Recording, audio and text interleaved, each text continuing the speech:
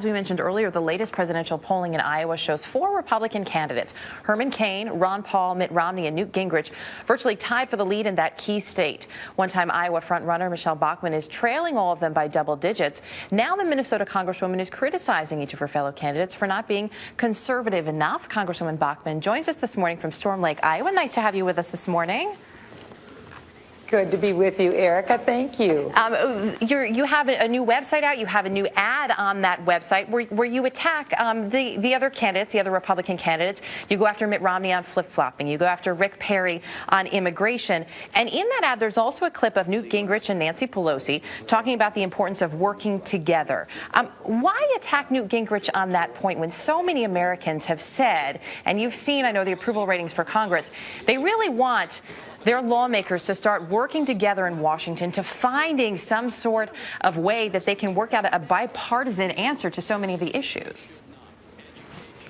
Well, the website is called NoSurprises2012.com, and it highlights the differences between the candidates. I think when we come up to the point where we're going to be having a debate with Barack Obama, we want to make sure that our candidate on the Republican side doesn't have any issues where the President of the United States is identical to our candidate. That's why this is such an important website, NoSurprises2012.com, because it highlights the real differences that there are. And our candidates, many of them are compromised with Barack Obama. I'm the only candidate in this race that has no compromise, and that's why we want people to know about the differences. So you want them to know about the differences. You say you want to make sure they are not identical on any issue with President Obama. But again, when you look at that bit that you put in of Newt Gingrich and Nancy Pelosi talking about working together, why is that a bad thing to try to work across the aisle? Well, this highlights just one of the many examples where former Speaker Newt Gingrich had positions that are really against what the people in the primary states are looking for.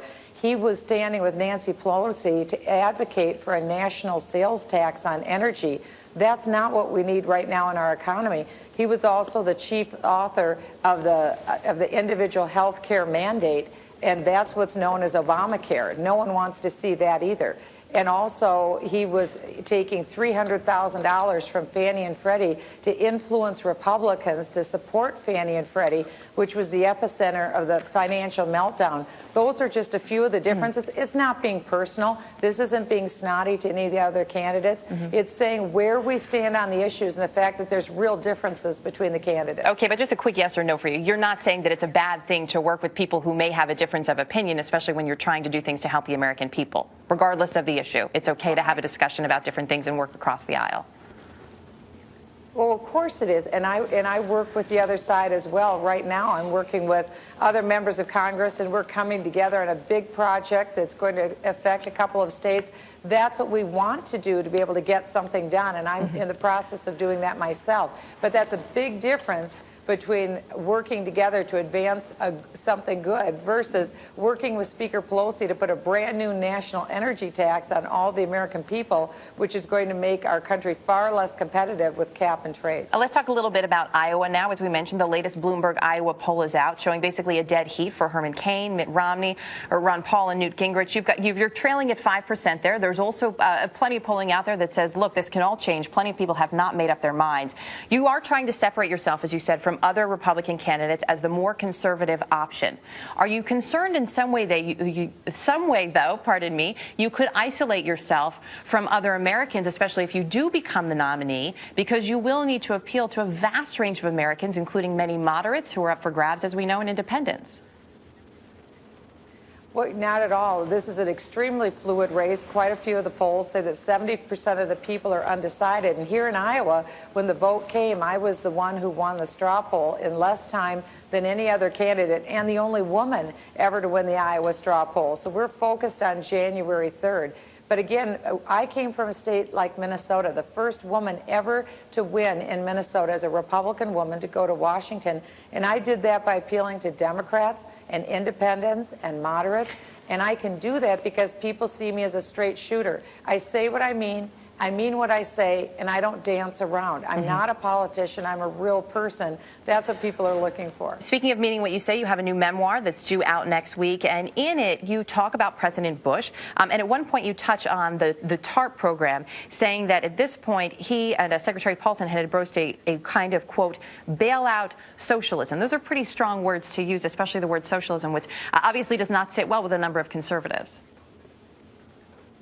Well, I'm looking forward to the new book that's coming out next week. But again, this is a place where I am very different from the other candidates in this race, in that I stood up and I opposed the $700 billion bailout, just like this summer I opposed the super committee that is coming out now. This will have very real differences, and what we're going to see is that almost $1 trillion will be cut out of the defense budget. And we just had a letter come out from Defense Secretary Panetta that said, we will see our military at its lowest level of troops since 1940. After 10 years, we'll have our lowest level of ships since 1914 and the lowest level of aircraft in our Air Force ever. And we will be at a tremendous disadvantage militarily and a tremendous disadvantage economically. So I was right last summer when I said that we needed to not form this super committee and instead prioritize our spending last summer. So you feel that this current spending, as we know, is wrong, and especially when it comes to defense. There's also been a lot of talk about troops. You know, there was an interesting exchange yesterday in this testimony about the decision to pull the troops out of Iraq, an exchange between Senator McCain and Secretary Panetta.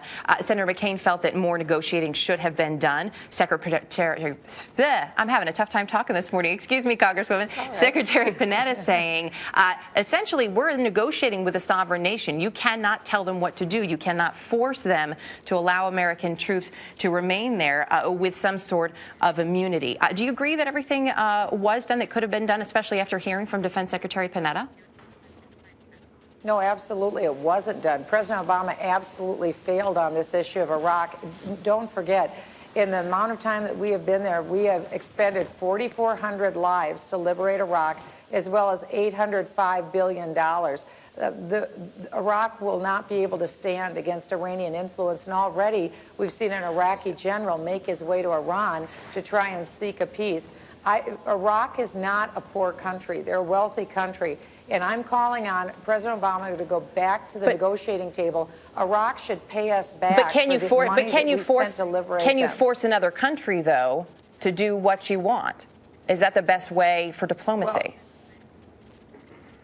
there's a lot that could have been done behind the scenes, and President Obama failed. President Obama wasn't in direct communication on a regular basis with the leadership in Iraq. It had been a long time since he had been in communication. He disadvantaged this situation. He took his eye off the main issue in the Middle East, which is a nuclear Iran. And now we found out last week in the IAEA report that Iran very well could have everything that it needs to have a nuclear weapon. This is history changing, and President Obama has failed us. And when it comes to Iraq, if you consider what the United States has expended, at the least the president should have gotten something. We got nothing out of this deal. President Obama completely failed.